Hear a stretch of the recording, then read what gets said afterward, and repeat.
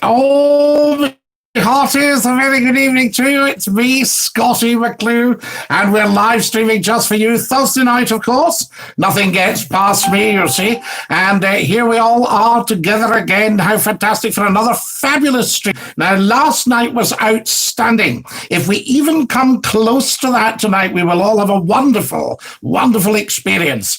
Who am I? For those of you who don't know me, if you're an alien life form from another planet, I'm Scottie Mcclue, the world's top broadcaster, the first lord of the internet, and of course, the world's most humble man. Wonderful. Now, who do we have with us tonight? Because I know there's a lot of you out there. Professor Numpty Heed says, first again. Now, that's dedication for you. I have to say, Numpty Heed, that is dedication for me to have you first again. First among equals. Dinky-Doo Scotty, says the wonderful Eddie Doyle. Dinky-Doo Eddie, well done, La. Good evening, Scotty and everyone, says the wonderful Stephen Douglas. Hope you've all had a good day, liked and shared, by the way. How fantastic is that? Why, hello there, Scottie Mcclue. How are you this fine day evening? And all, oi, oi, says Kareem. What a wonderful man. Kareem, welcome. Lovely to have you with us, of course. Hello, Kareem. Hope you're well. Hello, everyone, says the fabulous Gordon Robertson. Gordon Robertson, you're an amazing man. You really are. This is fantastic.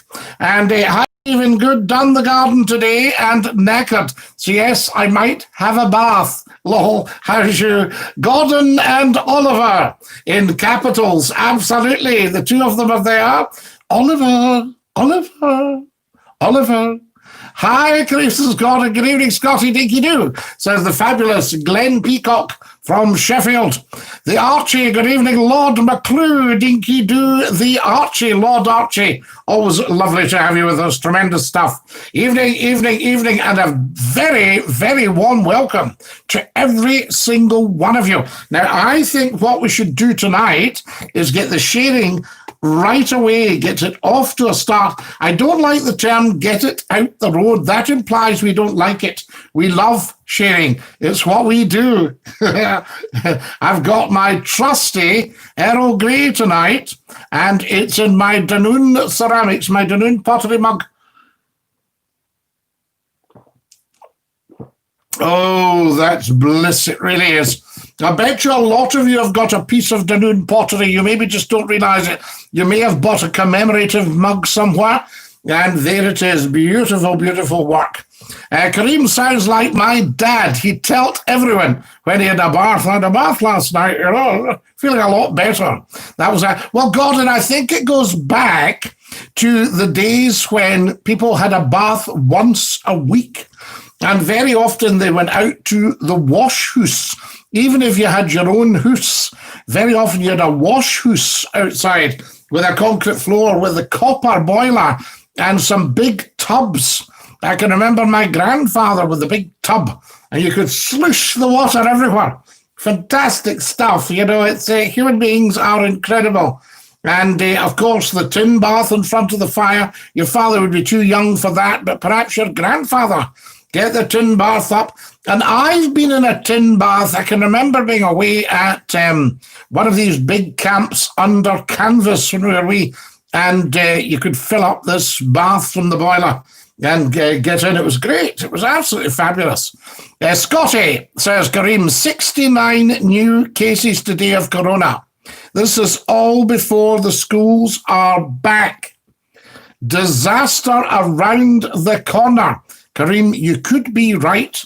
It's actual, have we got a date? Are they actually all going back next Wednesday, is it? Evening, nice wee Doug in the thumbnail. That ACOS is Lord Reith. That's him in the picture behind me at his graduation. And I went along just to give him some support. Fantastic, to pick up the degree and things like that.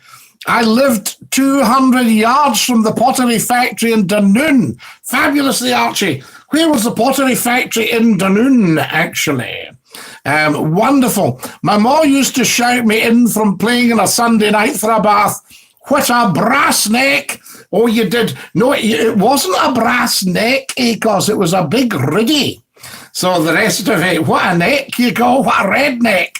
It was a redneck because it was embarrassing. You know, your mother shouting, "Here goes, son.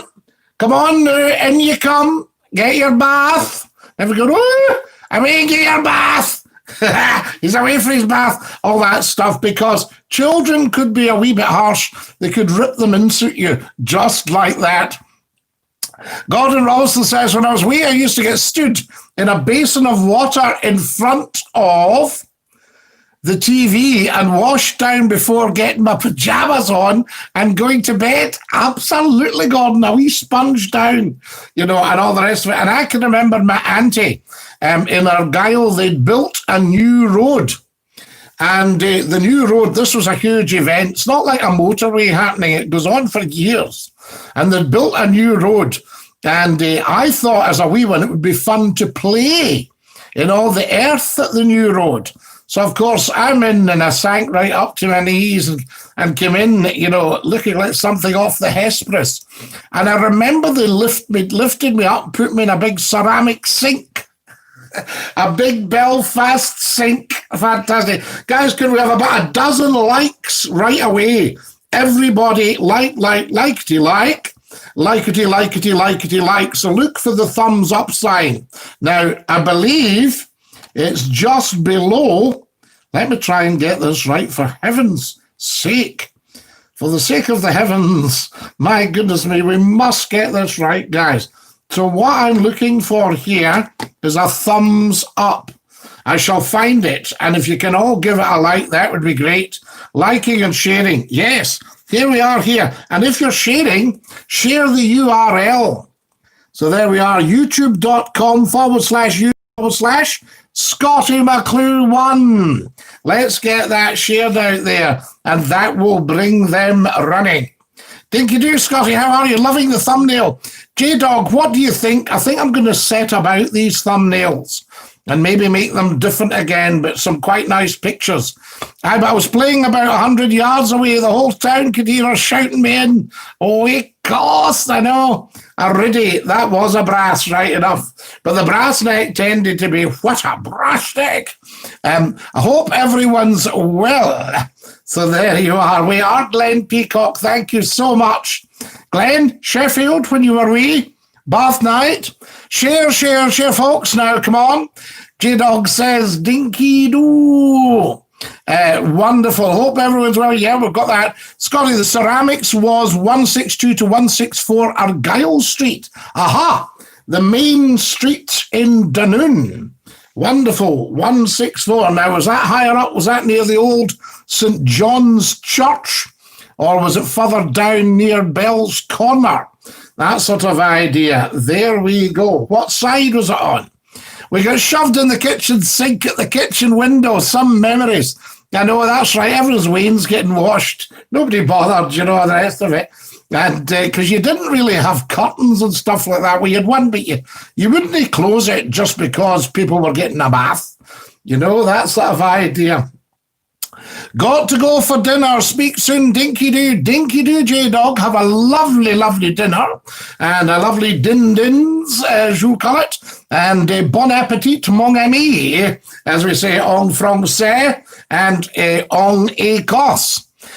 So there we are, Dinky-Doo. J-Dog's off for his dinner. Scottie, when I was a toddler, my gran used to make me pee in the kitchen sink. Childhood trauma.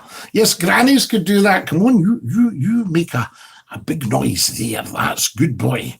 Did anybody's gran lick their handkerchief and rub their face? Did anybody's gran spit on their hand and smooth your hair down? Oh, what a riddy. Catherine Raven, glad I'm not the oldest one to hear that, says, hey, class. I'm off to Sheffield on Monday, Scottie. Glenn, take the love of all of us to that beautiful, beautiful seven-hilled city. Yes, Sheffield. It'll be warm today, Sheffield. Oh, it'll be roasting. You can get a fair heat going there of an afternoon. I thought I was in Greece, sitting up, having a refreshment outside over at the Manchester side. Yes, do you know where I am, Glenn? That sort of idea. Acos, smiling. Catherine, hello, says Green. By the way, I was very impressed the other night when you not only knew where the old homeopathic hospital was, but also that it was 1000 Great Western Road. Not many folk would know the exact address. Well, Gordon, I never went to it as a homeopathic hospital, but I think it was up in huge gold letters in the great big window above the massive front door. And that must have been somebody's house at some point. I wish I'd gone in it because I bet it was impressive inside, just the scale of these houses. So it was just your normal front door, if you like, but about 10 times the size. Imagine shutting the storm doors in these houses. And there was a lot of houses along there like that, and I can remember further along, I was once in a play written by one of our directors about one of these houses in Great Western Road. And I'll tell you who else stayed there, I think, was A.E. Pickard, the impresario that owned the picture houses and the Panopticon and all these things, the Panopticon. I remember the sheep dips, the Alistair Campbell. Oh, do you ever remember getting a kind of antiseptic-y shampoo in your hair? Do any of the guys remember getting their hair cut and all the wee jaggy bits down the back of your neck, and then the barman took some sort of grey, sticky jelly stuff out of a bottle with a cork in it, rubbed it in his hands, rubbed it all over your hair, brushed it, and then your hair went hard. Unless it was raining outside and all around in your face with the jaggy bits. My older sisters licked their hanky and washed my face, says Acos. I hated it. Oh, Acos, thank goodness you don't hate anything now. Because as we know, if you hate something, you're shutting off an avenue of learning. I'm wondering how many on here still pee in the kitchen sink instead of going upstairs to the bathroom. Gordon Robertson, raise your game, I say. Fantastic. Well, we don't know. I mean, some people, it's a bit strange. I remember a friend telling me he worked in an office and the manager tended to go out with clients, and maybe a couple of clients, they had a light refreshment at lunchtime. And he came in and came into the basement, and there were a couple of the girls working in the basement, and he came in, he went, oh, I'd better not.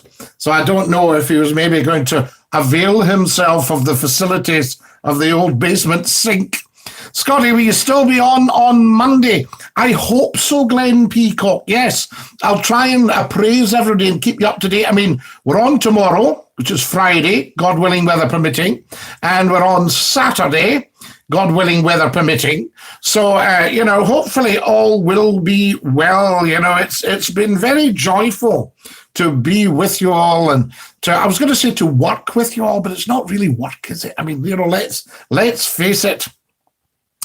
Ceramics over the road from the Borough Hall on the right-hand side, Scottie.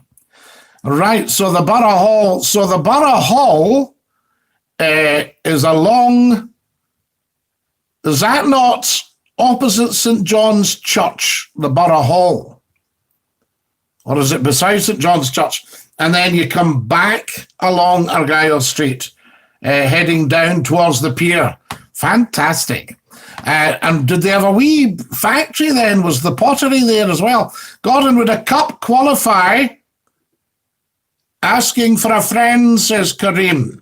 So there we are. Ceramics over the road. Yes, absolutely, the Archie. Interesting. Hello, says Davy Young. Hello, Davy. I was in the old homeopathic hospital often. It had been spoiled by being used as a hospital, but you could see the traces of how posh it had been. There was another big house at the corner that was an old folks' home, Gordon, when I was wee and went in to see an old lady there, and the height and the size of the drawing room and all these great windows. But as a dear old friend of mine said, these houses are all right till you start to take them to bits. So in other words, you can buy them, but then you have to maintain them. It's that sort of idea. It's like, if you create a monster, you've got to feed it. Wonderful, wonderful, wonderful. Somebody said to me the other day, they said, I was looking at your stream, you're not getting to a huge audience. I said, listen, give it time, dear boy. My favorite story, I think I've probably told you this before, but my favorite story about Give It Time was the movie. I think it's Force 10 from Navarone. And they're judged with going to, they're charged, I should say, charged, see what I just did there, you'll get it in a minute. They're charged with going to blow up a dam up in the mountains. And they parachute in, and Sergeant Miller is played by Edward Fox, outstanding actor, as is his daughter, who you'll know as well. And anyway, Edward Fox played Sergeant Miller, which David Niven played in The Guns of Navarone. All Alistair MacLean's, of course. Anyway, what he's doing, they all meet up after the explosion and after the mission, what have you, on the hillside. And there's Sergeant Miller lying on the hillside, smoking his pipe, all relaxed. And they said, well, Miller, this is me paraphrasing the script. Well, Miller, it's obviously not been a success. It's not worked after all that, And Sergeant Miller looks at them and he puffs on his pipe and he says, give it time, dear boy.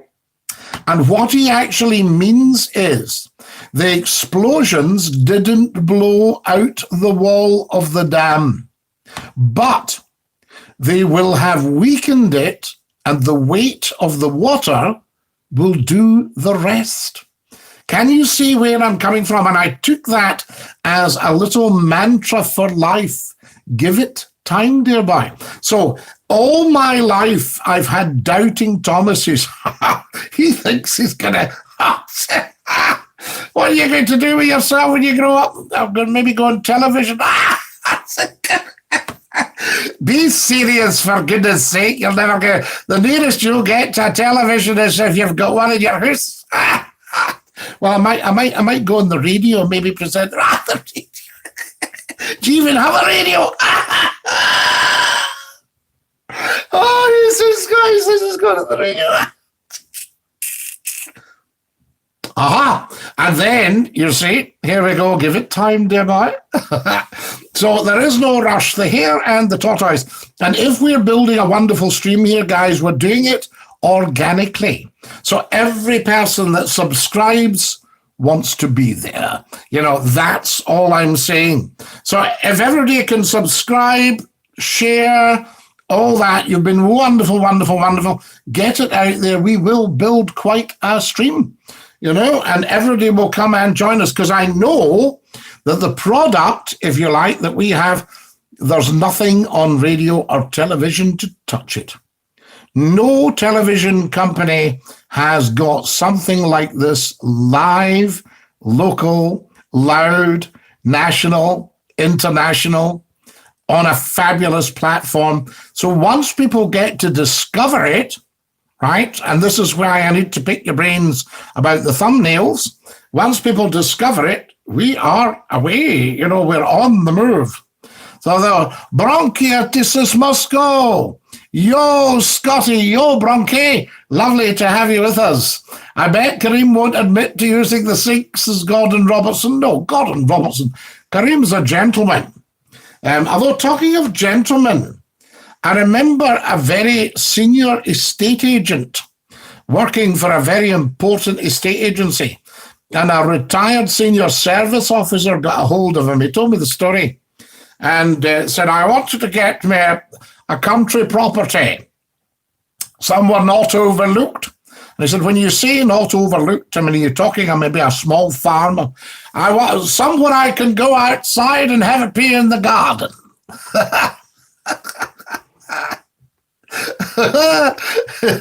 Wonderful. I remember outside toilets. My auntie in Corby, says Catherine, had an outside one in the 70s and 80s. Yes, even during the night. But you see, you had a potty that goes under. You had a potty under the bed if you just needed a quickie. I mean, I think you could have a two there as well. I mean, one of the largest country houses in Europe, 360, 400 rooms, whatever's in it, which I know very well, down in Yorkshire, Glen. And until 1903, when the old Earl died in 1903, they had one flush toilet, which means all the rest of the aristos used the potty. And then I think you rang a wee bell and somebody came and said, do you require this taking away, ma'am? Okay. Oh, that's an idea. It's been a pleasure, Scottie, says Glenn. Glenn, it has been a pleasure. The pleasure's all mine, dear boy. It's been a privilege. More likes, please. Come on, let's get there. Get sharing. Has anybody shared a thing? No, come on, seriously. Has anybody shared a thing since we started? I know some of you did at the very start, so thank you for that. Right, but let's go.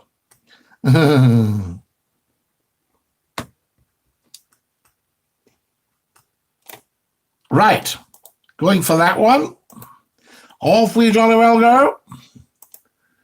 Wonderful.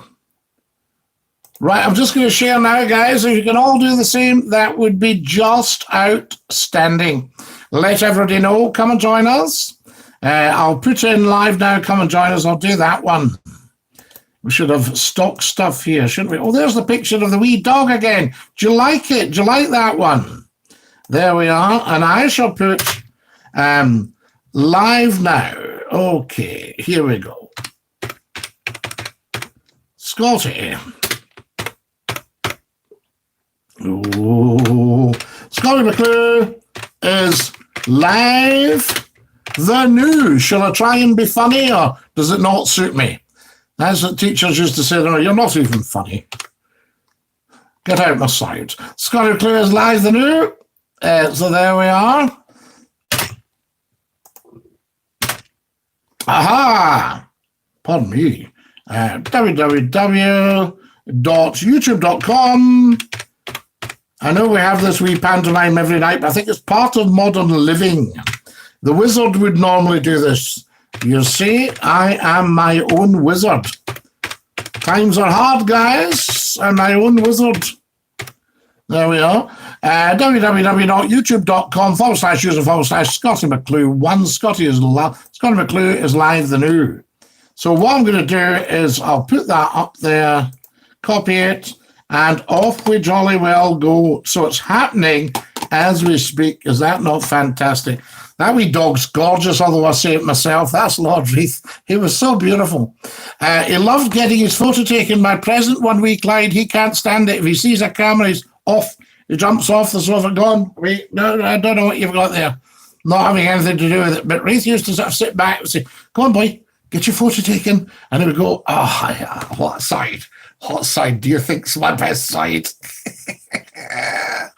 Davy Young, I'm late again. Thank God I'm no clocking in and out, or my cash would be docked. Davy Young, do you remember being quartered? You know, they talk about hung, drawn, and quartered, but I can remember somebody telling me they worked in the yards, and it was Easter, and we had an Easter breakfast. Sadly, they're no longer with us. Lovely guy. And he said, listen, I'll need to go or I'll get quartered. And I wondered what quarter was. They would have taken a quarter of an hour off him if he'd been a few minutes late. No, Kareem's pal uses a cup, right? Kareem Gross, says Catherine Raven. A gross? Oh, my goodness, that's a big one, Catherine, a gross. Tom's joined us. Thomas has joined us. Good evening, Scottie. Evening, Thomas. Lovely to have you with us. Hello, everyone, says Thomas. We're more like a wee gang meeting in a hut, says Alistair Campbell. I know, Alistair, it's a bit like that. There's a wee crowd of us, a wee clique, but it's fantastic. I wonder, though, I'm only hoping that folk don't join us, have a look and go, oh, no, it's all pals. I wouldn't fit in there. You know, people used to say that to me about the phone-in. Because we had so many blethers and because of the style of the phone-in, they would think it's always pals that phone. I never knew any of the callers at all. I think when one of people used to say, spoof calls. I remember a wizard of the big switchboard took 2 spoof calls without my knowledge that he'd rung somebody. right? So that was 2. That was just one visit. The rest of the calls came in over the switchboard. Yes, so there we go. 450,000 in 1 week. We didn't get them all to air, though. Scottie, what's been the most posh hotel or area you've ever stayed or visited? Oh, Kareem. The posh hotel or area. I'll tell you what I used to do. I used to work for a big opera company. And at one time, I was the touring manager. So I used to book the hotels. And in the deepest winter, I would ring the poshest country house hotels. And I would say, I wondered, I'm from the opera company. Oh, yes, of course. I said, we wondered if we could come up and stay. And I just wondered what your tariffs were. I wondered if we could discuss your tariff. And they would say, in those days, you could get a B&B for about £9, £8-9, right? And they said, oh, well, we're £25 a night. I said, I'll not be able to meet that. I'm sorry about that. And I said, it's such a shame, but it was lovely talking to you. I said, how many of you are there? And I would say, oh, there'll be about maybe half a dozen of us coming up. And well, what were you thinking about paying? And I would say, oh, we couldn't afford anything over £15. So, well, we'll do it for that then. So you're into this luxury hotel, you know. Yes, Scottie, there were employees, unfortunately, it's no more, but the ceramics can still be bought. Oh, wonderful, wonderful, Archie. Yes. So were they throwing them in the potter's wheel? Could you go in and see them and stuff like that? Dunoon's a fabulous place. I'm a huge fan of Dunoon. I know it very, very well. It's part of my family territory, if you like. And, I'm so sorry. I can remember, you see, as a wee boy, I worked on the boats, and I used to go on the Liberty boats to Dunoon, up the Holy Loch to pick up the sailors. And then we would take them back to Gourock, that sort of thing, for their liberty. Fantastic.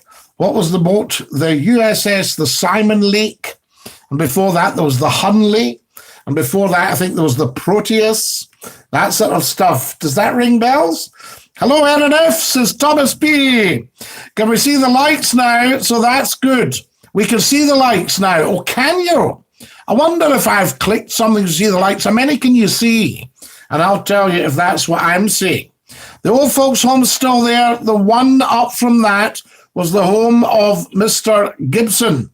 So there they are, the businessmen after whom Gibson Street is named. Gordon Robertson, you're a very, very clever and well-informed man.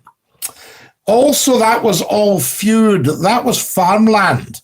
And you've got quite a lot of quite famous mansions up there. And, of course, A.E. Pickard was a great publicist. I love the sound of A.E. Pickard. I think he was a Yorkshireman. And he used to put a huge sign out in Great Western Road where everybody was coming into Glasgow by the old route before motorways, coming in the Great Western Road, coming in from the west. And he had a big sign apparently that said, "Good morning, welcome to Glasgow. Have a nice day," and stuff like that. And then at night he would put on, "Good night, thanks for joining us in Glasgow. Have a nice evening." That sort of idea on the other side of the street. Very, very clever. Great movie, Scottie. Force 10 from Navarone. Am I right, the Archie? Is that right? Does Edward Fox play Sergeant Miller? Give it time, dear boy. That wonderful voice that he's got. Hello, Tam. Hope I'm okay to be familiar. I'll tell you what else I think I saw him in. A plot to kidnap Hess and take him out of Spandau prison. And apparently they got him out. I mean, it was all make-believe stuff, but you never know. Fantastic. And Edward Fox was in that. Wonderful stuff. Brilliant again as Edward the Seventh. Do you remember that? Edward and Mrs. Simpson. Edward the Eighth, I beg your pardon, Edward the Eighth. Timothy West played Edward the Seventh. Yes, fantastic.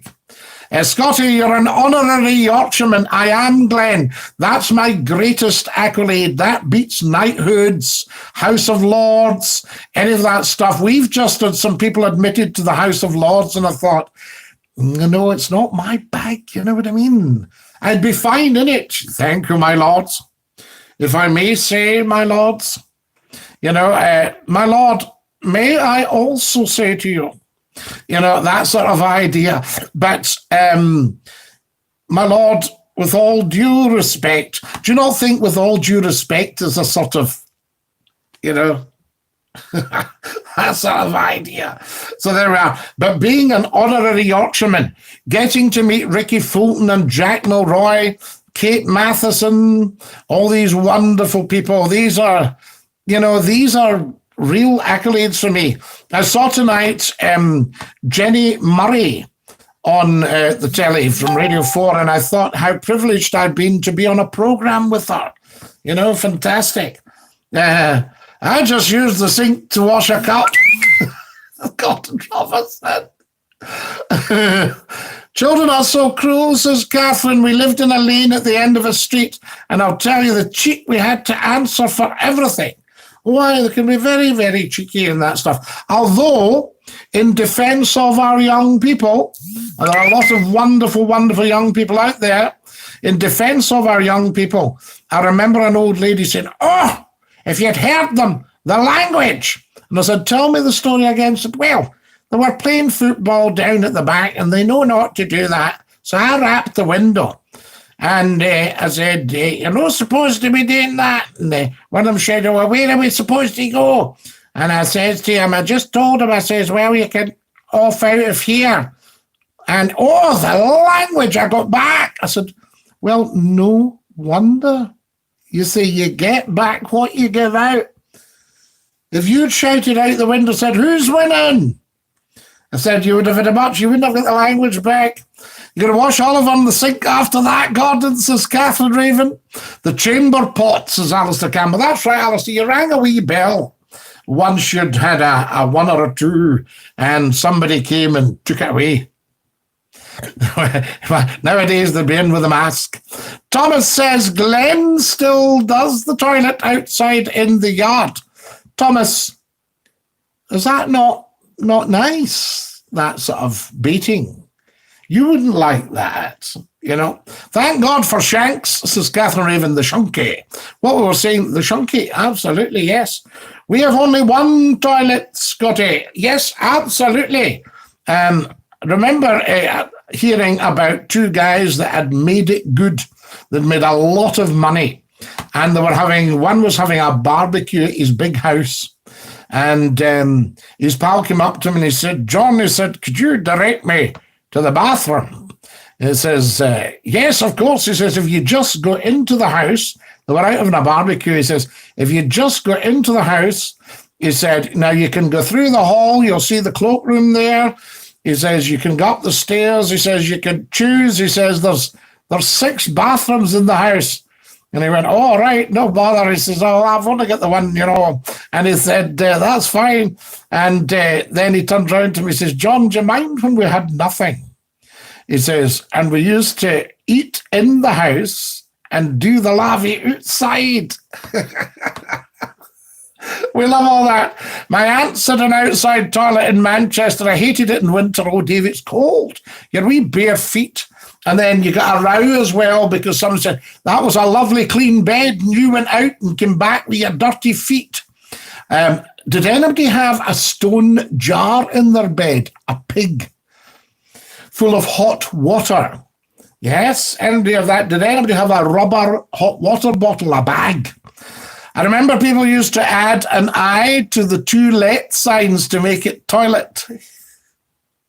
And often people who were under the influence mistook these houses for sale as toilets. All that. 10 people still to do the thumbs up. Yeah, come on, guys.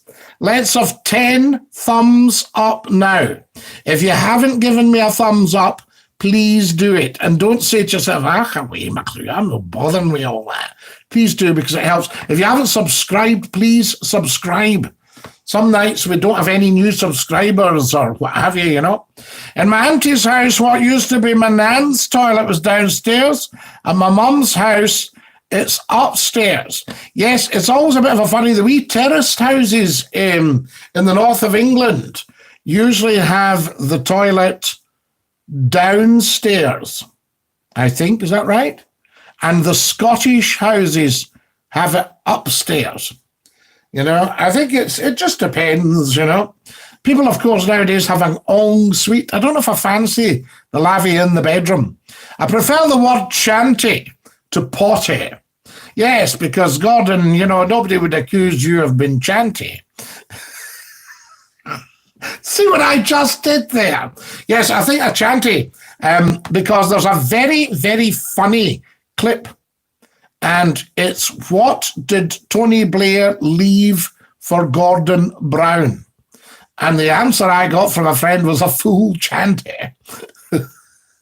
And the lady came on the show, and it was the funniest thing. I mean, I'll see if I can get it for you guys just to let you hear the play, but it was the funniest thing. Yeah, there we are, Scottie Mcclue.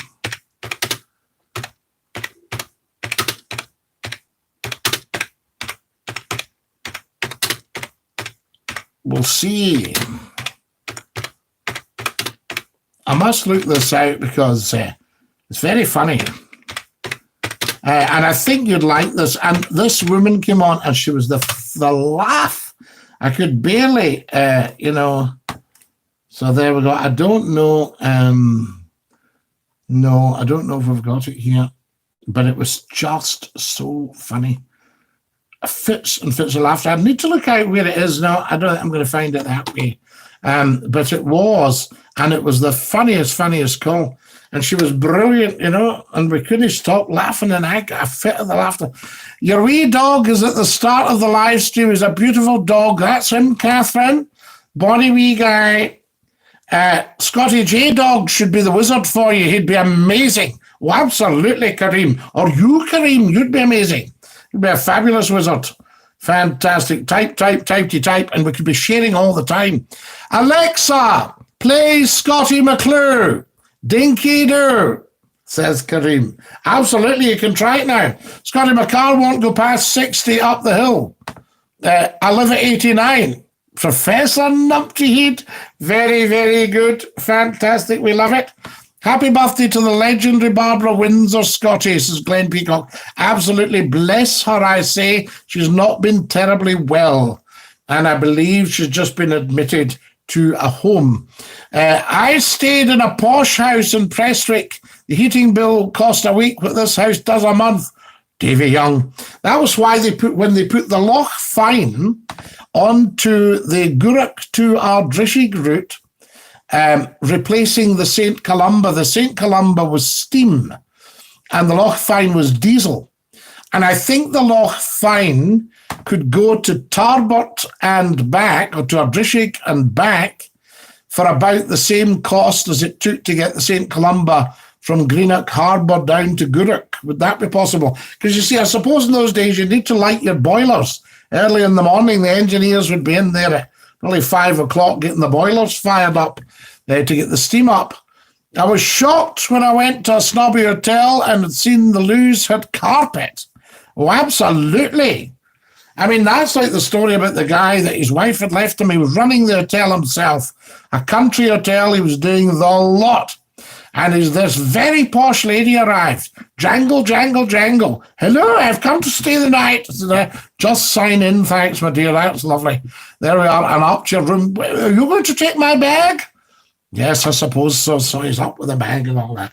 Anyway, she then comes down, rat-ta-tat-tat, again, you know, jangle, jangle at the bell. And he comes out the kitchen when he's doing the meal, rubbing his hands in his apron. He says, yes, love. She says, there is no lock on the lavatory door. And he stares at her. He says, I'll be honest, love, I don't think we've ever lost a bucket of shecht yet. Legendary, says Glenn Peacock. Glasgow smiles better, says Catherine.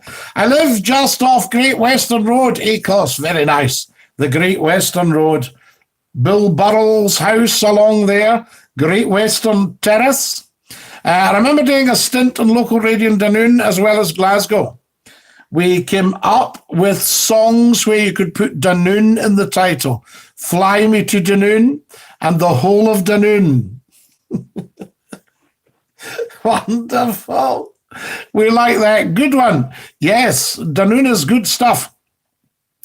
Gordon Robertson says this area was all part of the Redlands estate, the house of which became a Redlands Hospital for women's problems. Shh, I don't want to speak of women's problems except in a hushed voice. Well, Gordon Robertson, you and I'm making myself, you're maybe a lot younger than me or maybe a bit older, but I'm making myself out here, but you and we used to have that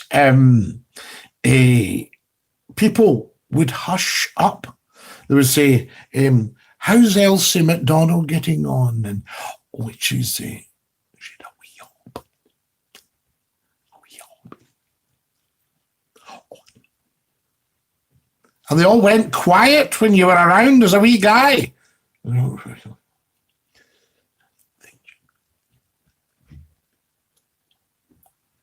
Oh, yes, that's right. Oh, doing well, best wishes, Catherine Raven, says Tony. What's your opinion? Says Lithgow, we can't talk about other performers like that. So there we are, but well asked. Remember April Fool's Day when you were a kid, I got tomato sauce out in my knees and elbows, stuck them in gravel and said I'd got run over in the street. Catherine Raven, you wee rascal.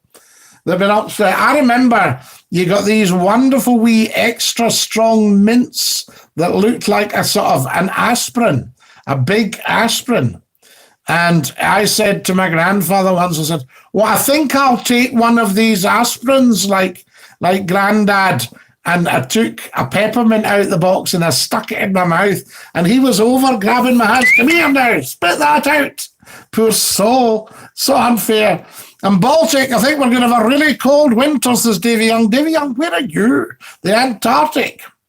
Correct, Scotty. Mr. Fox was in the movie along with Robert Shaw. Robert Shaw, yes, brilliant actor. Jaws, we're going to need a bigger boat. Absolutely fantastic. Was Robert Shaw also in The Guns of Navarone? Who was the one? Was it Robert Shaw? Who was the one when they caught the boy listening at the door? Alan McNaughton was the major. And they opened the door and grabbed and caught this little Arab boy listening at the door. You know, and he said, if this boy gives you any trouble, he says, shoot him. Said, if the major complains, shoot him as well. Oh.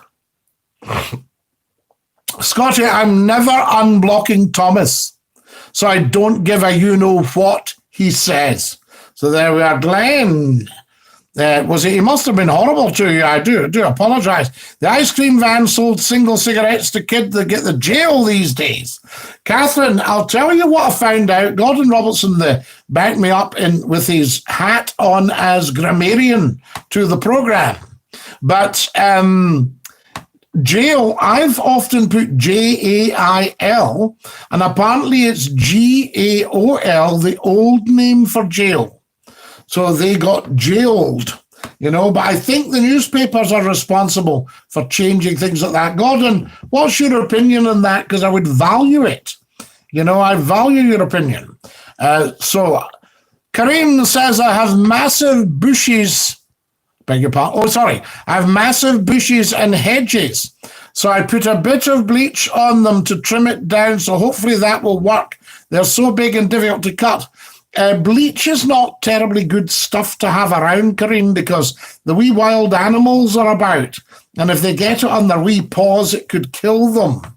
I mean, I know I'm a bit of a softie, but, you know, wee squirrels, wee field mice, wee rats, wee foxes, wee birds, all that stuff. So I think if you can trim them down a bit, they will be probably, what do you call them now?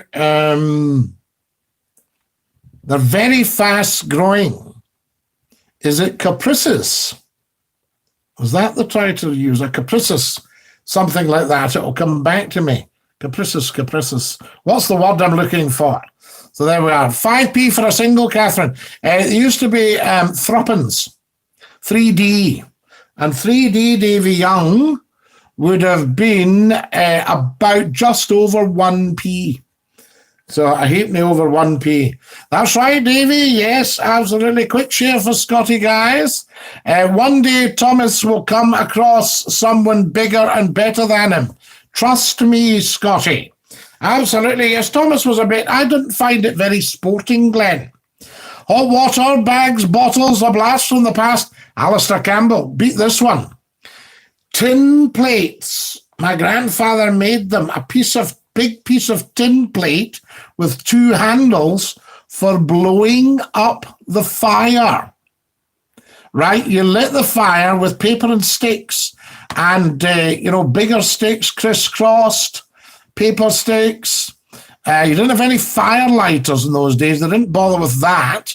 And you got the fire going and wee bits of coal. And then you put the draft and whoosh, up it came. Fantastic. You could use a newspaper, but the newspaper very often went in fire, got sucked up the chimney and put that in fire. When you'd a sore ear, the hot water bottle came out. I remember my auntie in Corby making a poultice to get something stuck in my finger. I would have got a wee scalp that had gone in too deep, and it would have started to boil. The body is so clever, it would have boiled, and it would have formed a head. And she'd be using that to draw it, a bread poultice. Yes, absolutely. And another thing, belladonna is a serious poison. But I'm sure people used to talk about a belladonna bandage. Has anybody ever heard that one? Don't try any of this at home now, of course. This is purely for entertainment and discursive purposes. Catherine, 1 shilling got me. Oh, Linda Thane, you're quite right. 5 cigarettes. They had them. Yes, indeed. Yes, that's right. The wills.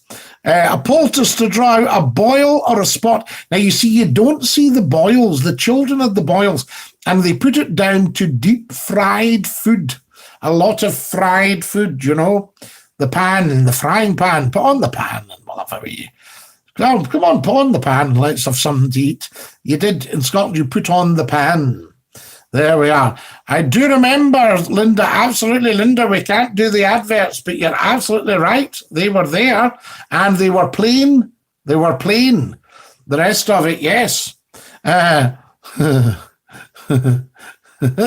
Davey Young, right. Guys, stop advertising them. And remember the cigarette backs and coupons. You could send them away and get T-shirts and records, also have dinner sets. I think there was a guy once got a car on coupons, but he died very soon after from lung cancer. Gordon Robertson says, P.Ed, is that physical education? So there we are. Is that your qualification? OMG, Linda, the good old days. Lovely to have you with us, Linda. How's the eyes doing?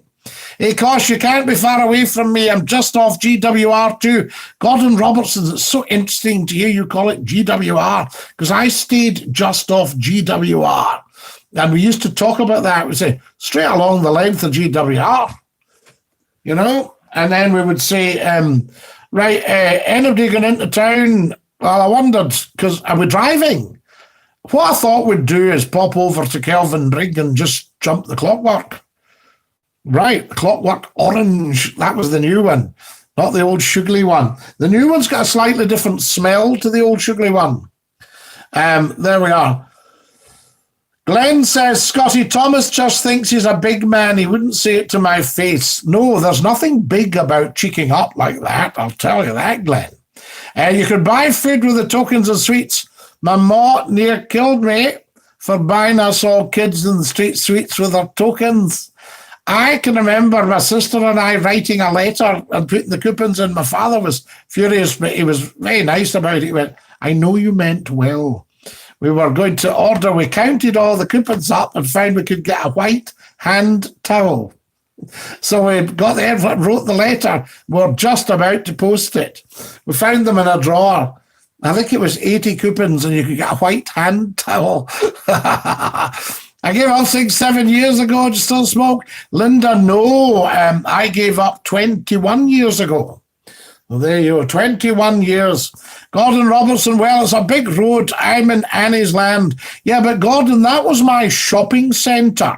So I would walk down to Kirklee, along Kirklee Road, past Kelvinside Academy, onto the GWR, and along to Annie's Land. To put maybe £25 into the building society. That was a millionaire. Acos, I'm at the set of traffic lights the other side of the Gart Naval. I know exactly where you are, Gordon. Very nice. There we are. Lovely, lovely, lovely. Along near Kelvin Court. I was talking to a taxi driver today. We were saying how folks used to sing songs all the time. Today, no one does that. Me and my dad used to make tapes and do duets for mum home after the back shift. Absolutely, if you got a cassette recorder, you could do that. You could do a wee bit of singing. We used to do all these things. You're absolutely right. And I'll tell you, when Scottie Mcclue came on the radio at Scott FM, everybody likened it. They said, we are now doing what we used to do in Scotland, listening to the McFlannells, listening to the Scottish Home Service, listening to Jimmy Shand, all that stuff, and listening to Scottie Mcclue. The whole families were getting round the wireless. Put Scottie on. And I remember somebody told me on a bus one night, this guy came on and he said to the bus driver, don't spare the horses now. We need to get home. Scottie's on. And the bus passengers all went, aye. That sort of stuff. Interesting. I played an April Fool's joke, told my mom I was suspended to school. She kicked my head in before I got a chance to say it was an April Fool. I never again played that joke. No, you don't actually, do you? Gordon Robertson, I was in Gart Naval last week, says Acos. So there we are. We're in the hoppy. Playing records for every occasion, the whole family listening at the same time. Now it's headphones and personal playlists. But Catherine, do you remember we got to superb reproduction? Wonderful speakers and stuff like that, and beautiful stereo. And now it's a lot tinnier. It's getting better, though, as the speeds go up. I remember a guy saying to me, I rang him up, in those days, if you needed a line, you went ISDN, right? Digital network. And it was brilliant. ISDN, you could be in the studio, you know, a wee box of tricks. Sounded like you were in the studio of any radio station in the world. Anyway, I had all this, and quite often would maybe have to do a show remotely. Now, I can remember phoning the guy and VoIP, Voice over Internet Protocol, what we are doing now. He said, that will never catch on. It will never be of the quality. It will never be of broadcast quality. Now look at us now with the speeds. You can watch me in South America, people in Arizona last week, Canada, you know, Europe, the whole lot. Fantastic. That's why, as I say, you know, let's just take our time. When we build this stream, it will get watched, you know. Kareem, I've got hedge clippers you can borrow. Absolutely. I'm sure it's a caprices, you call it, isn't it? A capricious. Is that right, Catherine? Is that the fast-growing one? Greenery, and they shoot up, and they can grow in a week. Capricious. Yes, that's it. Scottie, please tell Thomas to keep it. Snidey little comments about me to himself. Has he done any more, Glenn? I'm not seeing them here. We use newspapers up against the fire. You did, Davy Young, but do you not remember they used to catch fire in the middle and you had to let them go, and sometimes they flew up the lum and set it alight. You know, and that's a fire brigade job. Did you hear about the woman who owns 2 toilets? She called herself Lulu, not to be mistaken with singer. Very good, Anthony. Jail is now more or less obsolete, and the older version of jail. I don't know much more about it than that. Absolutely. But you can go and see around Inverary Jail. And I think that's GAOL, the old jail in Argyll. That's it, a bread poultice. Now, Catherine Raven, did you not put baking soda or bicarbonate of soda, as it was, before you had baking powder, baking soda, bicarbonate of soda and bread and milk or hot water. And then you put it on this and it drew it and all the stuff came out. Hope nobody's having a late plate of wheat bangs. Belladonna is also used in homeopathy, but in dilution, absolutely. Terms of a bandage or poultice, it's almost homeopathic principles. It causes redness and inflammation, and like can cure like. I knew the son of a very big wig in homeopathy, who was the king's homeopath at one point, and I knew both his sons. And if you mention homeopathy to your average GP, they'll forget all that mumbo jumbo. But I can see exactly where homeopathy is coming from. So you're diluting and you're giving a tiny bit of what's wrong, and the body kicks in and fixes it. Am I right, Gordon? Is that the sort of concept? My eye is healing well, thanks, says the wonderful Linda Thane. I'm very glad, Linda. Excellent stuff. My dad got a record called 50 Memories.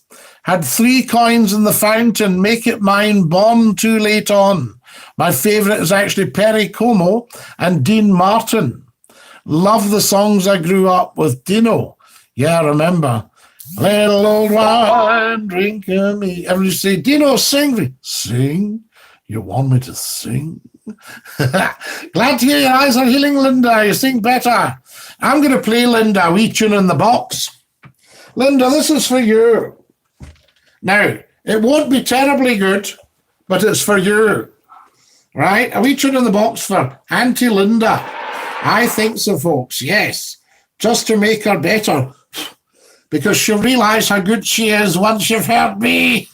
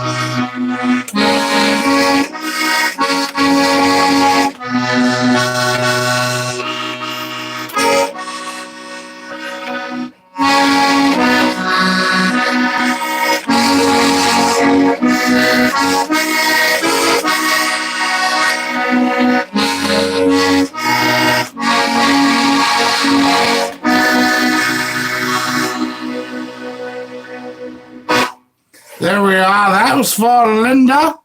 And it's just to say thank you for all the beautiful, beautiful music she's brought to millions of people over the years. There we go, my darling. That's for you. Yes, thanks, Catherine. That's right, Scotty. Scott FM was family time. It was. And also parents used to get young guys phoning me. And they would act the big man. They go, McClue, we're going to find out where you are and run you through. You know, I'm a Viking. And then you would very often hear mothers coming into the room and say, right, the two, you get that off and get your beds. And it's, oh, ma. No, I'm not at Kelvin Court. I'm on the road that runs up opposite Kelvin Side Academy. Well, Gordon, don't say too much. That's personal for you. Jimmy Shand called the changing sound the dunt. He did, Alistair Campbell, the Shand dunt. And do you know that Jimmy Shand's band was so professional that if one of them made a mistake, the whole band followed. so it sounded right. And somebody said to him one night, because Jimmy Shandy was a bit like Ken Dodd, he would go and meet all the people and they maybe wouldn't leave till about 2:30. And they always wanted, the Shand band always wanted to win their own bed. Jimmy was quite keen to get home after a gig, to get to their own beds, but he would make sure he'd spoken to everybody, shaking hands, had a cup of tea and wee sandwich. And the band said to him one night, said, Jimmy, is there no chance we can actually get away when we're finished playing and maybe not have all that meeting every day and stuff like that? And he went, son, these are all the people that pay your wages, so I think we can afford to have a wee word with them. That was them put in their place. He was great. My old radiogram used to pick up the polis. Numpty heed, yes, it was against the law apparently to listen, and you very often only got one side. But newspapers, I think, were always tuned in. It was on very high up the VHF dial. Probably belongs to a radio station now. And you could get the polis, but it was one side of the conversation. So there we are. Yes, you're right about the poultice, because I thought she said bacon. Or bacon powder. I've never heard of that. Heard of powdered egg. Partly they had powdered egg during the war. And I'll tell you, my grandfather had a biscuit tin. And he would say, get a wee biscuit out the cupboard there, and you open this tin, and the tin was a silver tin with blue label, not a stick-on label, part of the tin printed on the tin. And it was national dried milk from the Second World War. And my grandfather used that as a biscuit tin. He put his biscuits, his tea biscuits in it. I was involved with a community station in Govans, Tony. We were based in the old Otley Street police station. I remember working through the cells late night. Scary. I could hear shouting. Oh, yes. The Rat Pack. Yes, Catherine, the Rat Pack. Now, who was the Rat Pack? Frank Sinatra, Dean Martin, Sammy Davis Jr. Who else was in the Rat Pack? Fantastic, the Rat Pack. Walking through the cells, that should be. Walking through the cells. Quality Scottie, says Glenn. Did you like that, Glenn? About 2 years ago, I went into several pharmacies looking for kaolin. Kaolin poultice. None of them had a clue. I did, however, get a drawing paste. Various minerals in a stick paste. A stick. You put it on to draw it, to help draw it. Yes, and I'm sure there was something else you could put on, and that would draw out a boil. Now, kaolin, you could, if you had a wee problem with your tummy and you're a wee bit on the loose side, and it went on for any length of time that it was interfering with your life, you could get kaolin and morphine. And the kaolin dried you up, and the kaolin dried you up, and the morphine, I think, calmed the intestine down. Kaolin and morphine. Remember that. The Baron's here. Alistair Campbell, you are indeed. Fantastic. You're 100% correct. Ever thought of taking up busking, Scottie? Numpty heed, that was me busking. Jimmy, Steep Moon, Dinky-Doo, Dinky-Doo. The legendary McClue. I wish new viewers could hear Linda too. A wonderful musician. Nice, Scottie. Yes, absolutely. But I can't put Linda on because if she plays professional tunes, I get hit with a copyright. Very, very interesting. So there you go. Numpty. Scottie couldn't be quiet long enough to busk. Thanks, Catherine. What a lovely thing to say. Do you know that if you're busking in Paris on the metro, and they keep time with the music, because there was a wee guy who used to run round the metro in Paris. He was known as the metronome. And when you see what I just did there, and if you're busking in the metro, but you have to audition. They don't just let any old rubbish onto the tubes. It's not London, that sort of idea. So there you are. If you're tuned into the radio around 99 to 100, you got the police. That's right. It was up high on the VHF. And of course, nowadays, they belong to radio stations, these. My Uncle Michael was well chuffed with his 95th birthday greeting. The other night, he asked what happened to your glasses. I've still got my glasses, Grobler. Yes, no problem at all. Now, Uncle Michael, did you hear it on one of the 5-minute clips? Because we had it on the clips, so you should have been able to hear it. I know that for a start. So my granny's biscuit tin's still in the family. My brother has it. He's 50. Can you imagine how old it is? Don Rickles was a rat pack, but a comedian, not a singer. Now, fancy you knowing Don Rickles. Now, Acos, he is remarkable. He's gone now, I think, Uncle Don. But he must have been operating at a very, very high level. He used to rip the mince out of everybody, all his audiences. He ripped the mince. And it's quite difficult once you go down that road, as you know. You've got to keep it up. But I remember seeing him at a do with President Reagan, Frank Sinatra, you know, all that sort of stuff. Absolutely incredible. And getting all the jokes in there. And also there was a guest appearance by Peter Falk as Columbo. If I could just ask one more thing, sir. You know, fantastic. Got a technical question for anyone that knows. I'm upgrading from copper to full fiber broadband. Does this mean a new router and box? Any help, please? Well, the company will put all that in for you, to be honest with you. And although I remember talking to a chap and he said, oh, it's all new optic fiber, except it's still the old twisted pair to the box, you know, but we'll see. But the company will sort that out. If you're going copper to full fiber broadband, yes, absolutely. Depending on what package you've got, Tony, don't say the package. We can't advertise. But it'll probably still be the same box and they'll just plug in the new router. There's Davy Young there. Anthony, still same box. What about that? Right. Nobody's done any sharing at all. Just shocking. No wonder the figures are way, way down, guys. What's going on here, I ask you? Right, let's see if we can get a bit of sharing done. It's the right thing to do. I actually did a tweet today, and I said we should all subscribe to Scottie Mcclue because it's the right thing to do. And it is. Everybody should be subscribed. The whole world should be subscribed. Thank you, Davy Young, says Anthony. No problem, bud. NP Bud. Love it. YW, you're welcome. We love all that. Thank you. Right, there we go. Okay, I'm going to be sharing now. And that's last night. I nearly shared last night. Guys, what's happening here? This is ridiculous. Well, so who's in charge? Who is in charge of this program?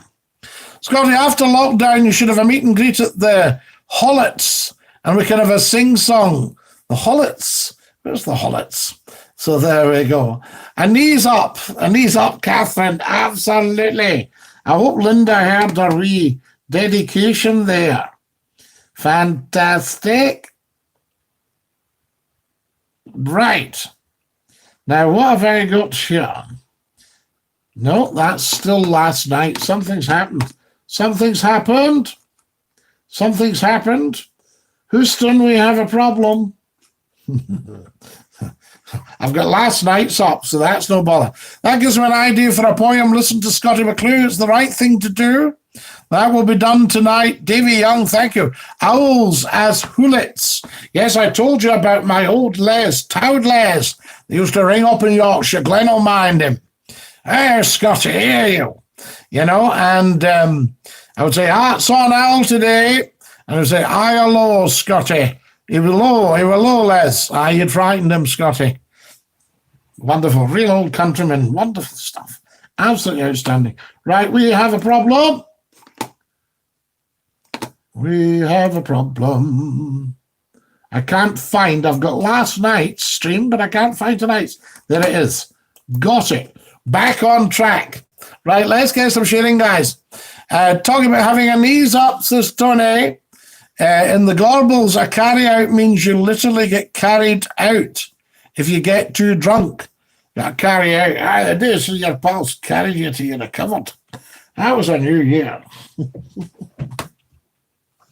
I remember hearing that as a sketch. Oh. You used to get really unusual, funny stuff on at New Year. I don't really think the television and radio companies bother now. That's why Scottie Mcclue brought in Scottie Mcclue's Hogmanay Bash, you know, so that you could have all that. Catherine Raven's giving us the thumbs up. Guys, can you believe we've been on for an hour? Now, that is absolutely incredible. Right, let's get sharing. If we all share at the one time. My tea's getting cold. What on earth's going on? I used to be scared of going past the Gorbals, the pubs.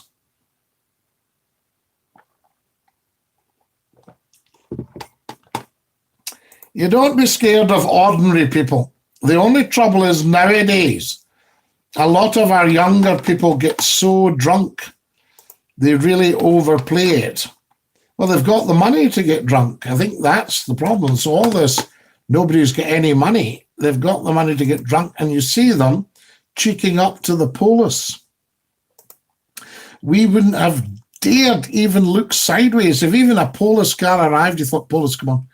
You just went, you left, you know? And if the police came out, if a policeman even had to speak to you, you thought, oh my God, he talked to me. What did he want? What did he say? Just said, it's time you were home. I don't know. Oh, there's that. Now they actually cheek up to them, swear at them, that sort of stuff. I mean, we need to get back to stopping that. There's a fine line. And we need to get back to putting a stop to all that. The pubs look like boxes covered in graffiti. Where is that rough now? Never be scared of the dark. It's what's in the dark to be scared of, says Dave Young. Well, you know, Dave, it's very funny because I remember taking in Manchester, I took a friend out. I said, I'm just going for a walk with the dog before I go to work. You coming? And he said, hi. And then we ended up walking up some old railway line with the dog. The dog knew his way about. And he went, oh, are we going to be long? I said, what's wrong? He went, he said, I'm scared stiff out here. I said, you don't need to be. I said, never be afraid of the dark. And I said, I'm out here at 2, 3 o'clock in the morning. I can hear a stick crack. I know if it's a fox. I know if it's an animal, if it's a human being.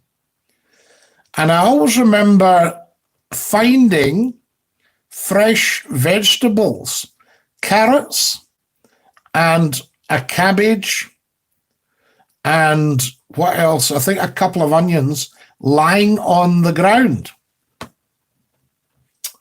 And I thought to myself, where have they come from? Who walking down a lane at 2 in the morning would leave 2 carrots, 2 onions, and whatever, a cabbage or something like that. And they were kind of fresh, and I thought, where's the... So I put my Sherlock Holmes hat on. And I remembered a guy passing me on a bike with a balaclava. It was winter. Looking very sort of shady, but just a balaclava late at night. So where did this come from? Then I put 2 and 2 together. The guy on the bike worked at the local restaurant. The restaurant closed at 1 in the morning. Somebody said to him, do you want to take these vegetables with you? Because they'll just go in the bin and you can make a pot of soup. He put a poly bag on the handlebars of his bike. He was riding his bike and it probably unbalanced him to have this big bag of vegetables, and either the poly bag went at the handles or he just threw it off the bike and pedaled on. Interesting. What about that for a bit of deduction? I think Mcclue would make a detective. A D. Respect is gone. We don't respect people in authority. Either we should respect them. Actually, we should respect the police. So there we are. Absolutely. And this, people taking off in cars and taking the police for a run, that should be a serious doing. You know, I mean, that should be a big problem for these people. you see, the police will catch you and you'll get a leathering. You know, they say, oh, yes, but no, I think they got off with a warning. They had to do a week's community service. No, the bitch. I sit out in the dark. My wee fox walked straight past me last week. I could hear it behind my seat in the trees, straight past me. Love foxes. Well, they're beautiful, Catherine. They're wee dogs. You know, you've got to watch them as well because they are wild, but you've seen my wee foxes, you know. Then it goes, right, more sharing. This is no good. We need to get these numbers up. Mind you, it is only a Thursday night, and we've got Friday and Saturday. Are you getting too much, Scottie Mcclue? Could that be it? Would one a week do you? Charles McLaughlin, top man. Scottie, when I was young, the police gave you a slap and it put you on the right road, but now they're terrified to do anything because the media will shred them. Well, it's all the cameras, Charles. I think if you got a slap off the police, and that was I'm recording this, you slap me, you know, all that sort of idea. And then also the police themselves making mistakes, you know, that sort of idea. So there we go. It can happen. You know, I mean, I've been pulled in at night because people think, get him, what's he doing out at this time of night? Pulled in, you know, big motor car, it's on around 2:30, 3 in the morning, pulled in, and then the police probably know you, so they would come up to the door, excuse me, sir. They'll go, Scottie, I didn't know it was you. No, not at all. Absolutely. And that stuff, because, you know, they sort of, Scottie Mcclue on his way home. So there we are. Scottie, I think you should do a late night podcast. But Glenn, how late? What sort of time? Do you think we're too early? Are people watching too much football? So there we go. Right, I must share, guys. Here we go. Very, very important. Oh, what did you think of saying the goodbye song last night rather than singing it? Gordon said he finds it sad. It's too sad when we say goodbye, the end of the night. So is it better if I just say it? Or do we need it at all? I don't know. See, I think we'll refine the stream as time goes on. I think that's very, very important. We'll actually be refining the stream. I'm just sharing, guys, as we're talking. You know, if you could do the same, that would be absolutely magnificent. Yes. So there we are. Wonderful. And more of this. And talk show. I'll put a talk show. There we go. That's the stuff. That's the ticket. And wonderful. And we'll just put in that. That's the stuff. Right. And just put this in as well. That's the ticket. Right. I'm going to send this one out. So give it your best shot. Let everybody know. How about a cheery tune at the end? So there we are. I think you should do 10 till 1. There we are. But people will be going to their beds, Glenn. You see, it's all very well saying that. But as soon as I come on at 10, people would watch you till half 10 and go, oh, yeah, my man, Scott, I can't listen. I'd love to listen. All right, mind you, having said that, the audiences to the radio station were still there at 1 o'clock. Virtually none of them pushed off. They stuck with me. And I am so grateful to the British public for that. Did you know the late programme, the Scott FM days? What I did, Ivor and Scott AM, was 10 o'clock in the evening to 1 o'clock in the morning. 3 hours. But that was phone-in, you see, with all the callers to get through. And then I went on to the morning from 9 o'clock till 12 midday and absolutely cleaned up to the extent we nearly wiped out the other radio stations. And I think that's one of the reasons I went, because somebody had a word. 10 to 1 sounds like my cup of tea, says Professor Numptyhead. Professor Numptyhead, you like a number of cups of tea. Here we are, all the lads. Tam, where have you been? Have you sloped off to watch football? Scottie, when will this decision be made? What we're doing with the stream? Well, we'll make it ourselves. You, me, everyone else, Glenn. Because I might have to push off back to my day job, you see. And we have a saying in media, Never ever give up your day job. So we'll do that. Absolutely. Right, Tam? Front up, face up. By the way, Glenn's never, ever going to unblock you. He thinks you're a shocker. So there we go. A shocker. Now, what have we got here? Oh. Well, I mean, what time suits you guys? There's no point in me coming on if it doesn't suit you. Although, it's a question of getting on with it, isn't it? And you'll not please all the people all the time. I think it would be fair enough to say that. You'll never please all the people all the time. But we can decide. Professor Numptyhead thinks 10 till 1 is a good time. I might go on later one night, just, we'll chop this stream after 2 hours, because that's plenty for the machinery. Please need to understand, respect works two ways. Now, Tony, what are you talking about? Bring me what you've been drinking. There we are. I mean, the police show nothing but respect, although I have had a wee bit of cheek, like a canny smell drink off you, said a policeman, and I thought, you canny smell drink off me. That's because I've no had any drink. So there's a bit of that, he forgot to call me sir, that sort of idea. But, and I call him sir, I always respect the police.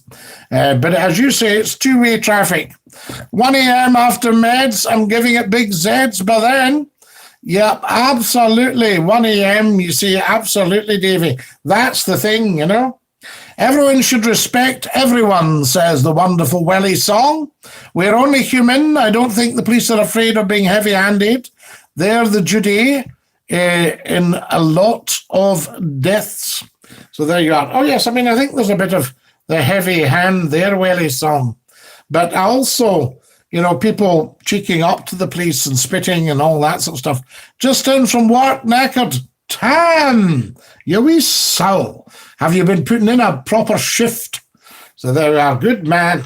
That's excellent. We like that. And Erin will appreciate that. She'll have a wee bit something for you to tuck into. It's harder for the police now with the internet. We, the public, know the law better than they do, says ACOS. So they tend to trip over themselves more often. Do you ever see these ones with American cops cheeking up to the driver, and the driver going, no, I'm not letting you in the window. Get a step out the car. And they draw their gun and things like that. That's a bit irresponsible, Hello, Scotty and all. How are we all keeping? McAvoy, we're far much the better for hearing from your good self. From the County Cork there over in the Emerald Isle. Lovely, lovely to have you with us. Welcome, welcome. Sometimes the authority in uniform can get the police's head. I'm sure there's good police out there. If they show respect, they get respect back. Oh, Anthony, that's how life works. I've always shown people respect, and they cheek up. I think I'll take the Duggan holiday this weekend to the caravan. Professor Numpty, why not? Is it your own caravan? There's not a sort of no Dugs on the caravan. So I wouldn't go to... Do you know, Ken Dodd had a wee poodle. And when the contract came in from the theatre, it would say, no animals in the theatre. And Ken would write back and he would say, no dog, no Dodd. So there we are. Not tuned into for ages. The wonderful Mark Simpson, Dinky-Doo. Lovely to have you with us, and welcome, welcome. I'm very glad you have tuned in. Thought Captain Birdseye was hosting. Absolutely, Mark. Do you like it? Nothing to do with me. It's just grown itself. There we are. We just let it get on with it. So there we are. I think I might keep it for Christmas. See if we got a wee bit of work,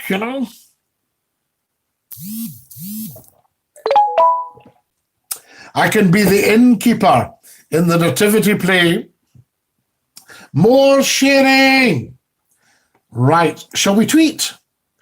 I think that would be fabulous. What about us tweeting? We always like when we tweet. That's wonderful stuff. Catherine says you don't need to raise your hand. A man can raise the tone of his voice. That's enough to keep a child in line. Oh, Catherine, absolutely. Do you not remember the great line that mothers used to use? When your dad gets home, the trouble I'm going to tell Dad what you've done.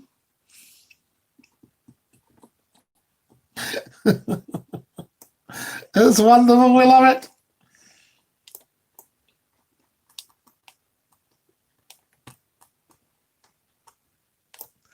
I can remember I bought a Jaguar car once, an old one, and I went home with it. And my mother was furious with me. I said, come and see what I've got, Mum. You'll like this. She went out and she looked at me. Oh, you're an idiot. All that money. And I said, and she went, have you told Dad what you've done? It's as if I'd committed some sort of dreadful crime. I'd bought a Jaguar. Very nice as well. Chocolate brown biscuit hide seats. Catherine, I was more scared of my ma as she battered us. My dad just looked at us. That was enough. Dads did, didn't they? You know? What did I tell you? Now, why did you not do what your mother said?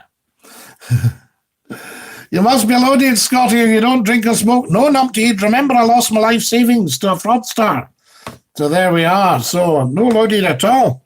Wise man, no drinking or smoking. A man after my own heart. No, either. I have in my time taken a refreshment, and I have in my time smoked.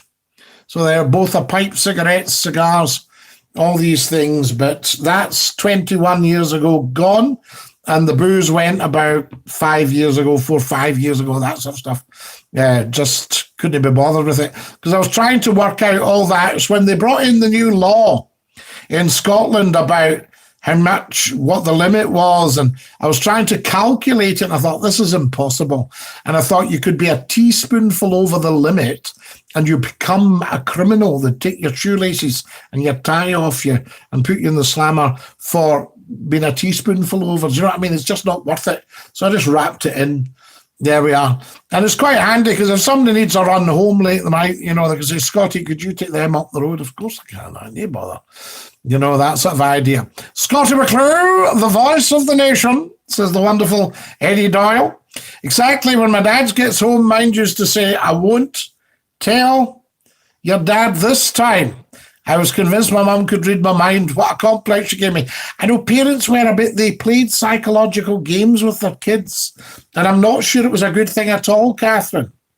Davy Young says, I smoke. Only please, I have the now.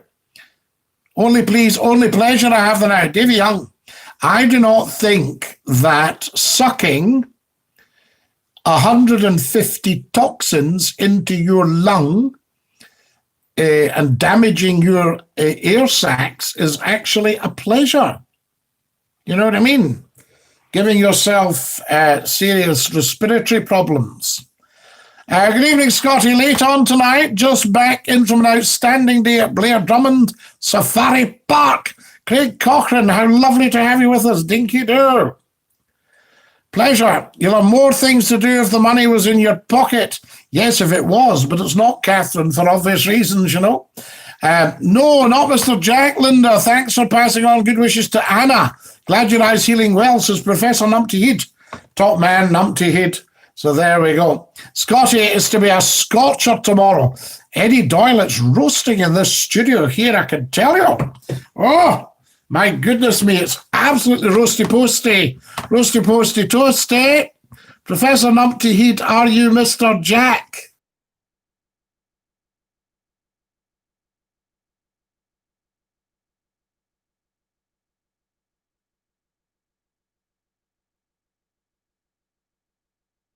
Oh, my goodness. I'm on the vape now. There we are. For 5 years. Much safer. I can breathe. I've got my taste buds back. Yeah, but ACOS, have a wee think that you don't need anything at all. I think, what am I giving them my money for? I don't need this. No, Linda, says Professor Numpty. No, Linda. That's not Mr. Jack. Look as if you need a refreshing glass of H2O. Mark Simpson, your wish is my command. Good man. Thank you for reminding me. One refreshing glass of H2O.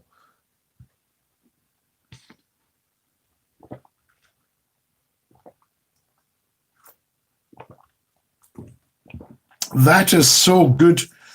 Guys, I've just done a wee tweet there. If anybody wants to go and retweet it, that would be fabulous. It'll just be quite small. Yep, absolutely. It's not gone crazy, this one tonight. But that's because I didn't put in all the hashtags. Scotty, would it be expensive to get Scottie Mcclue face mask made up? Probably not, Eddie Doyle. But once, that was good, Mark Simpson, absolutely 100%. Once we get things going, we'll have a look at that. More likes, guys. Can I get more likes? That was the drink I was talking about in my last post. What were you saying in your last post? Anthony says, the best part of being sober is watching others getting drunk. No drinking for me tonight. Looking forward to a refreshment for tomorrow night. As I say to my wife, once a week. Absolutely, Anthony, once a week. Scotty, oh yes, absolutely. No, I don't think so, Eddie, but we'll maybe get round to all these things. That was the drink, oh yes. Is someone, brackets, close brackets, here tonight? Catherine, I haven't seen someone. Someone, are you with us tonight? Dinky-Doo. Guys, we've been on an hour and a half. Where does the time go? Right, more sharing, please. Follow me on Twitter at Scottie Mcclue if you've got a Twitter account. Subscribe to the YouTube channel if you haven't subscribed. Click like if you haven't liked. Instagram, Scottie Mcclue 1. There we are. Facebook, facebook.com/Scottie.Mcclue.9. I can't work out that Twitter. Well, Davy Young McClue's got, I think it's 4,175 followers or something on there. The wonderful Alistair King has joined us. Dinky-Doo Scotty. Alistair, you've been in my mind. I was very concerned about you the other night and about Junior. He'd hurt his ankle. Was he all right? Do please update us. Sorry, that wasn't a good joke before. No, Tony, no, I'm not sure that your stand-up is really your thing. I think because you're an entertainer, you maybe like to tell a few jokes, but do you do a lot of stand-up? Let's know what's what. Catherine Raven says, RJ said he couldn't comment last night. Just wondering if he's having more technical difficulty because he loves the stream. Ah, fantastic. Catherine, I've never heard a bad word about the stream. You know, people used to say about the radio show, oh, I can't stand you. And I would say, but do you like the show? The show's brilliant. It'd be a great show if they got a proper presenter. I loved all that. I had to take all that checked on the chin, you know. I notice the animals are very spooked now as more people are going back out. The fields have no activity. The fields have no activity. Tell me more, Alistair Campbell. I'm not quite with you. The animals spooked. I got that. The fields have no activity. More likes, guys, if you could like. He's a young lad like J-Dog as well, and he loves it. Ah, right. Yes, excellent. Yes, he was playing on a swing, jumped off, badly sprained his ankle. He has a moon boot on for a couple of weeks. I don't think he's doing that again. 4 hours in hospital. 4 hours in hospital, of which 3 hours and 50 minutes were waiting, Alistair. Or what? There we are. But that's good. Was he a brave wee soldier, though? A chip off the old block.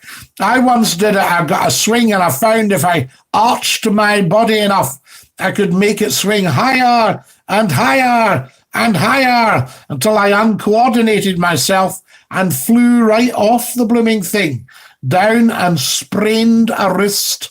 Fortunately, I'd fallen flat on the ground, so the swing didn't hit me in the head. But crazy stuff. Alistair, you'll like this one, though.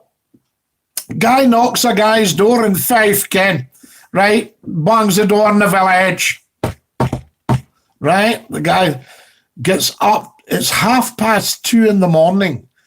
He says, who on earth is that? And the wife says, go on down and see then. Could be important.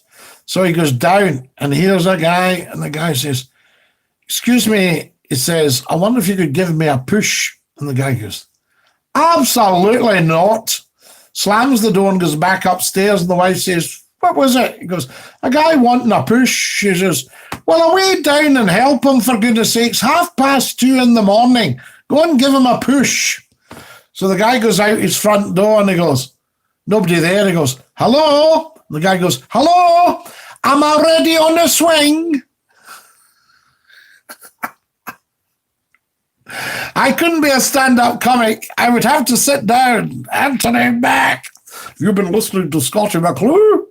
No, I mean, I don't know how much comedy you do or what have you. Oh, you had some flack on Scot FM. What do we got here? Yes, so he's all right now, Alistair. Good. You tell him Scottie Mcclue's asking. He was screaming in pain. Oh, I would be, Alistair. His soul, I know. Terrible thing, and very upsetting for you to have to deal with it on top of everything else. I saw an advert when I was out, Scottie, television for sale £1. Volume stuck in full. I thought, I can't turn that down.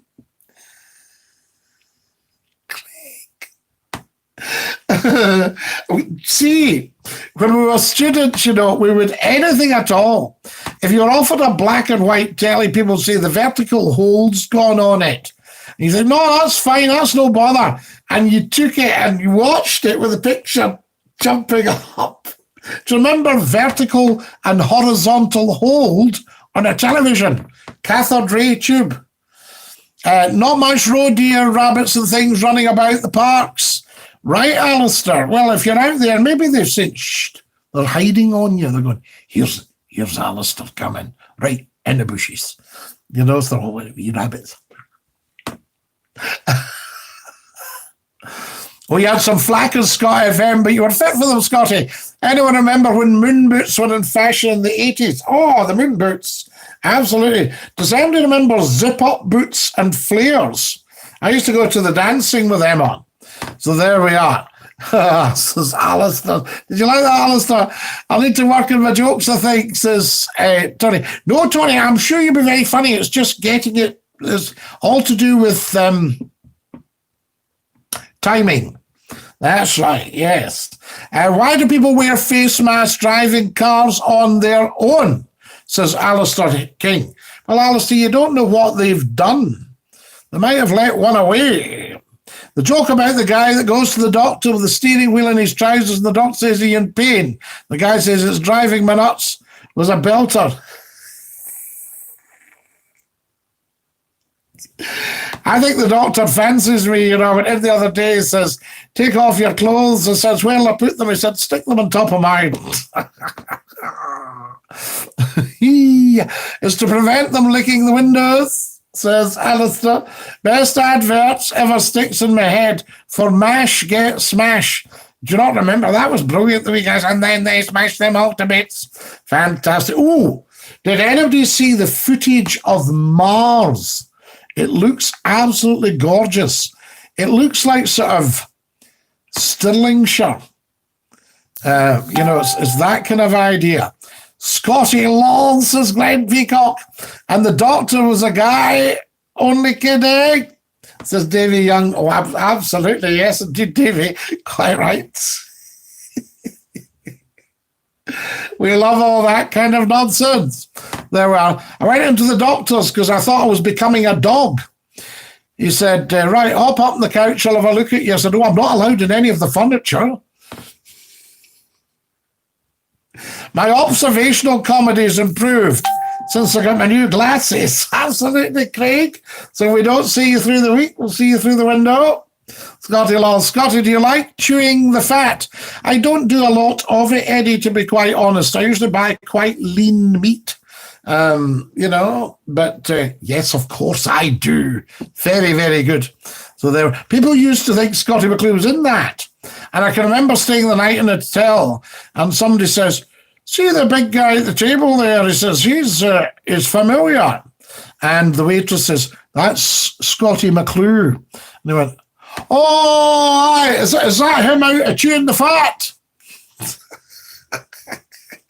They just get mixed up. People will say anything. You know, very, very crazy. It was wonderful stuff. Wonderful, but still game, of course, with the old bonnets, you know. There we are, absolutely. Get the bonnets on, still game.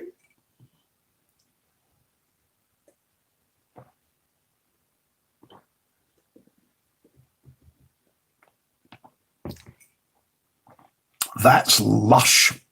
Absolutely gorgeous. I remember the Scotch videotape advert years ago, the skeleton that played the Rolling Stones. The catch line is, re-record, not fade away. Re-record, not fade away. I can remember it. Can you beat Jack and Victor? You can't, Davy Young. I think though Scottie Mcclue was about before Still Game.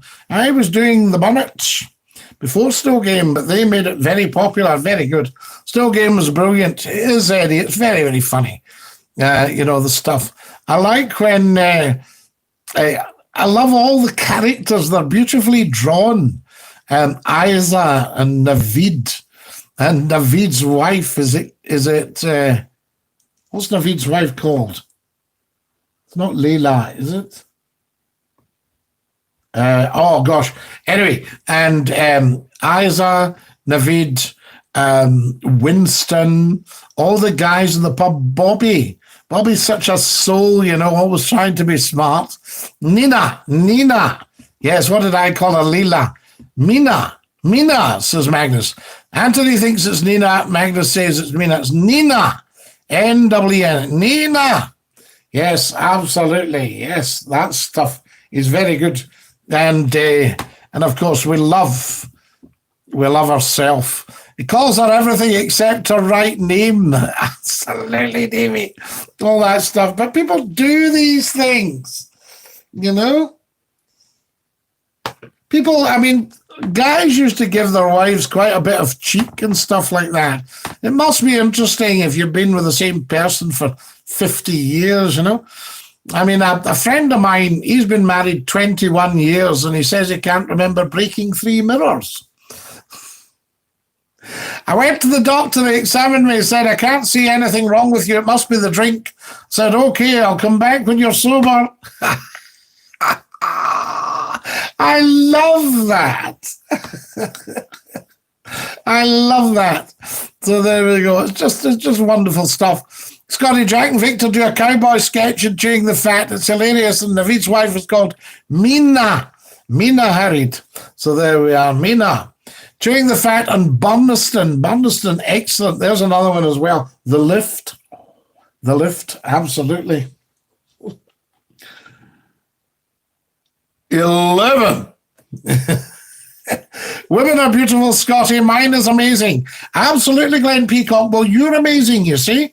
So amazing men will attract amazing women. Ravsi is not being considered for making more. Oh, Ravsi is being considered for making more. I think that would be absolutely fabulous. Oh, see what I just did there? No, it would be Ravsi, isn't it? Wonderful. No, they were great as well. Tony Roper. Tony Roper's a genius. And that wonderful play, The Steamy. And a nice man to meet and to work with. Super stuff. So there we go. Right, there we are. No, that wouldn't surprise me, Alistair Campbell. Anybody remember The Vital Spark? Really gentle comedy. You know, it's interesting that Ravsi, Burniston, Chewing the Fat, Still Game, all that sort of stuff came in after you'd had all that big revolution of alternative comedy and back to just good Scottish fare, you know? Catherine, they're on YouTube. Made me want to watch it now. Remember the park in the sky one? Kaiser goes flying off the top of the high-rise flats.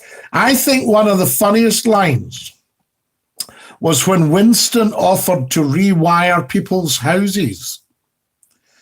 And, you know, the guy came out with his face all black. You know, they always say never trust an electrician with no eyebrows. And they all came out and they went, oh, it's all blown up. And Winston goes, oh, that happens sometimes. And then it finishes with all of Glasgow, the lights fusing, going out right across the city. My girlfriend Lorraine came on a few times, but it wasn't for her, says Glenn Peacock. What wasn't for her, Glenn? So there are City Lights, says Catherine. City Lights, another fantastic one. Was that the wonderful Gerard Kelly? Jonathan Watson in that one. City Lights, was that Dave Anderson as well? Was that right? Was that the bank manager? I liked Cotter's wife, Ella. Yes, Numpty Head, she was great.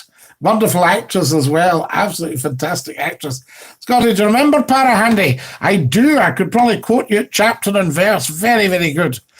Roddy McMillan was the skipper. Walter Carr was the mate. Alex McAvoy was Sonny Jim. And Dan McPhail, the engineer, was John Grieve. Wonderful actor as well, Johnny Grieve. Tell you a lovely Johnny Grieve story was when he was in this part and he was acting the part of a farmer. And they had real sheep on the set. And a thunderstorm broke out and the sheep scattered. And the director was shouting at Johnny Grieve, "Control your sheep, control your sheep."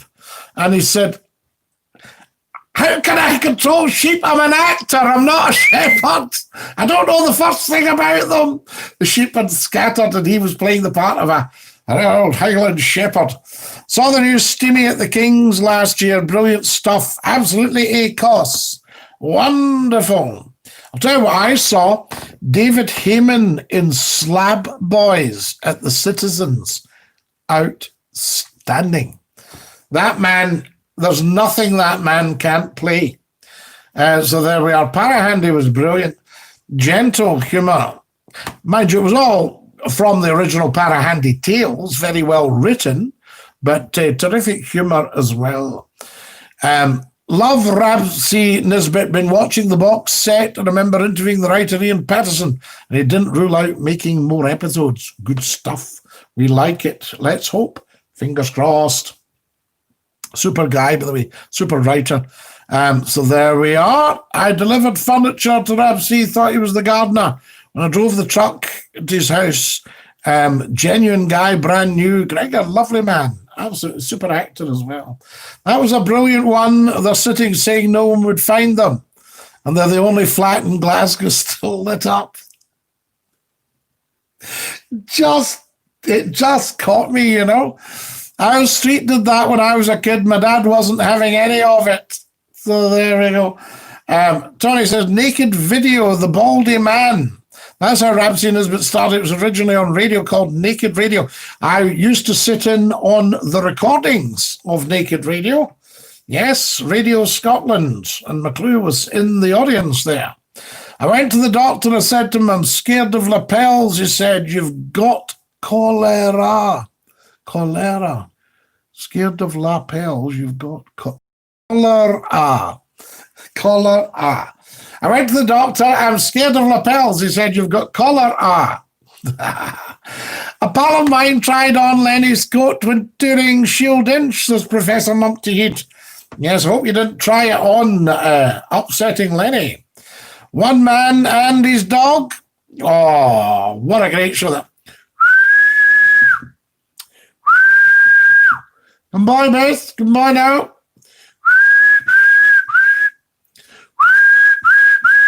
There she is on the outrun. A very good outrun there. Oh, one just getting away, but she's got it back. Yes. Fantastic. We love all that.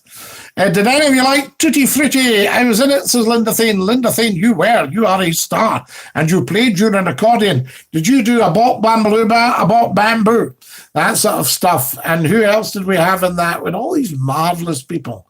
Did we not have the lovely Maurice Reeves that just passed away a couple of weeks ago? Was he not in Tutti Frutti? And Robbie Coltrane, of course, Emma Thompson. Linda, you've worked with them all. Wonderful. You are a genuine star. My dad always wore a Crombie over his suits. I liked when men dressed in suits. You don't see much of that these days. And hats, Catherine, was the thing.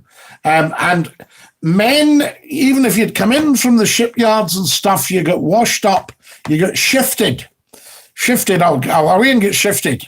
And you changed and you washed and you put on your tweed jacket and tie, your grey flannels, polished your shoes, really looked the part.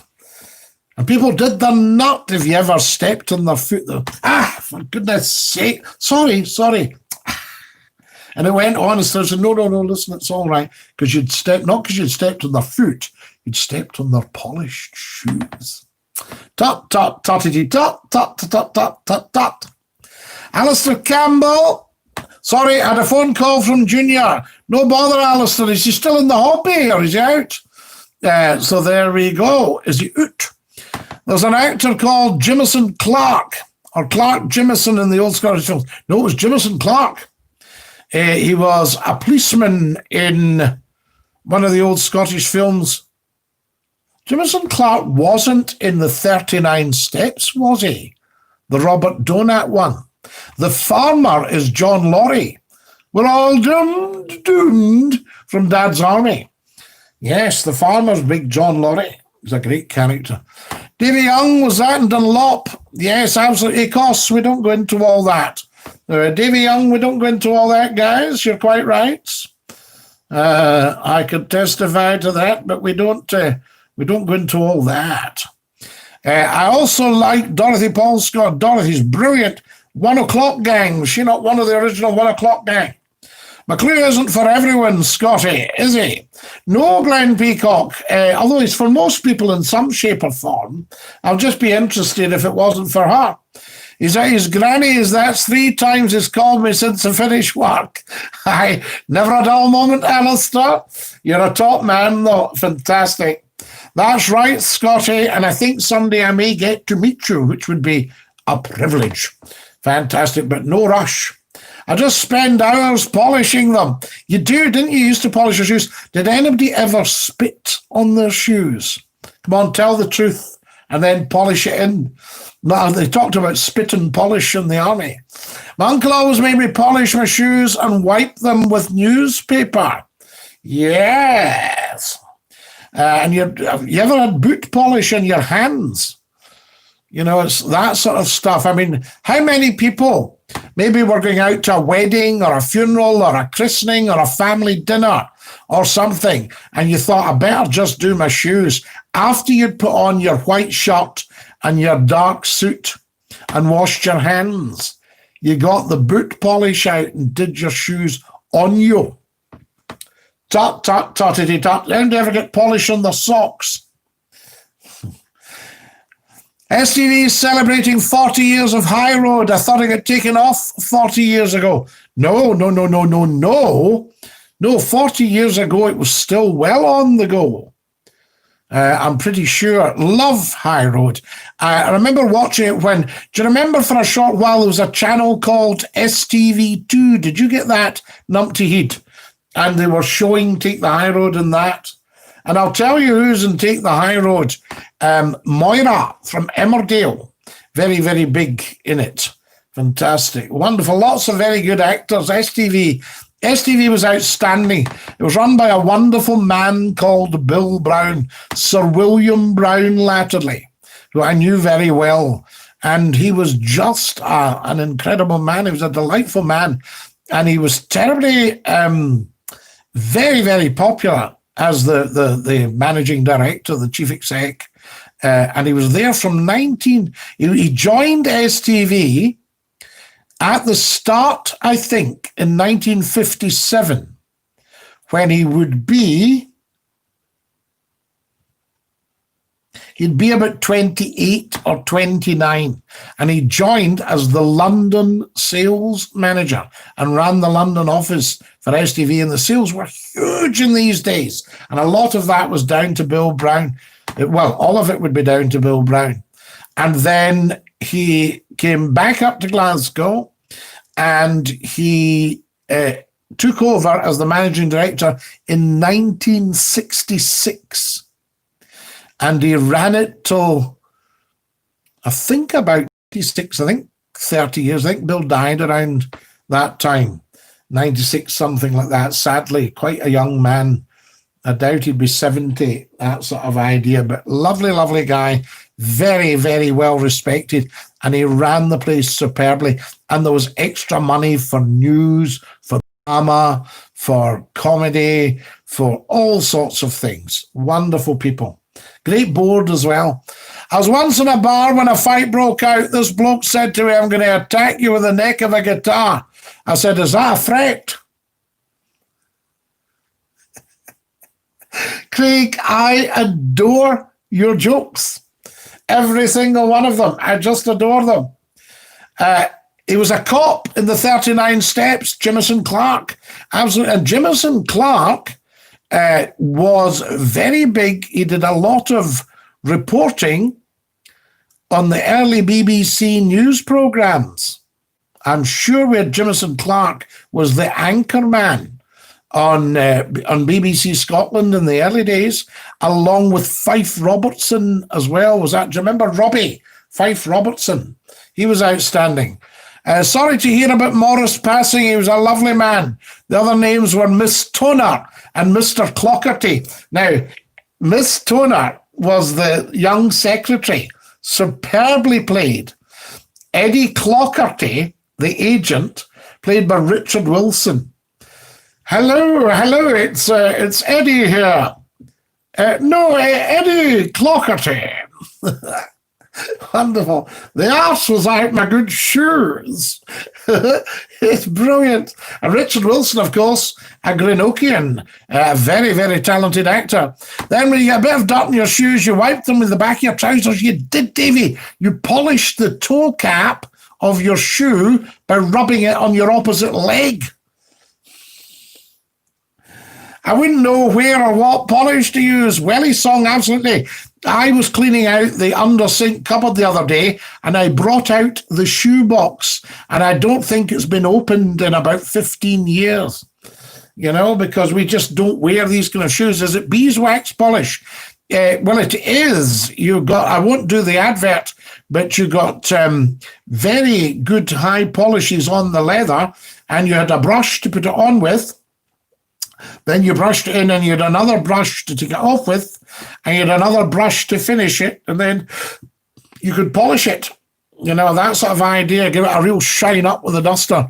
Talking about newspapers being used for cleaning shoes, they're also good for cleaning, drying windies. I'll send you a big pile of old ones. No, Gordon, you hang on to them because I don't want your windows going mock it. I used them. I used to use them in the West End when you had all the dirt and the dust blowing in and everything. Big bay windows, and they would swing open. You could swing them open and do the outside. Lovely. And the flat just took on a totally different thing. It was like living in a wedding cake, you know what I mean? Remember Billy Connolly saying he went to the shop to find a record after hearing drunk people signing.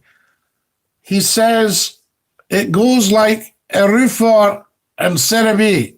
The shop owner said he'd never heard of it. Erifer and Cerebi. I'll get that one, Tony. I'll work that one out, actually. I'm a wee bit slow there.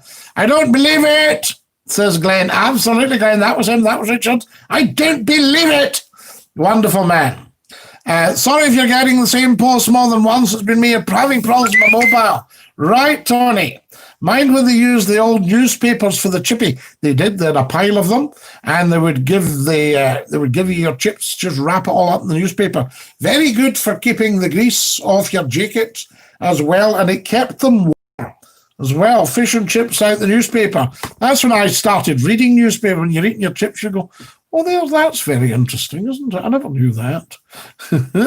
It's wonderful because a lot of the tabloids, your best journalists, actually work for the tabloids because they can get a story onto a postage stamp.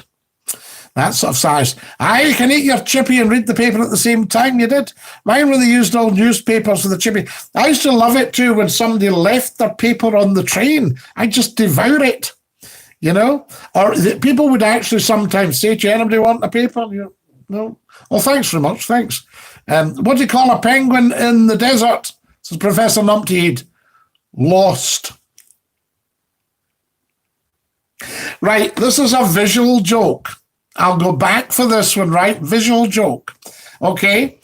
Penguin. There's over 1 million of them in Antarctica. And the penguin's there. And this other penguin goes up and he says, "What's up? You've got a long face." And the penguin goes, "I've lost my father." And he goes, "Oh, what does he look like?" And the penguin does this.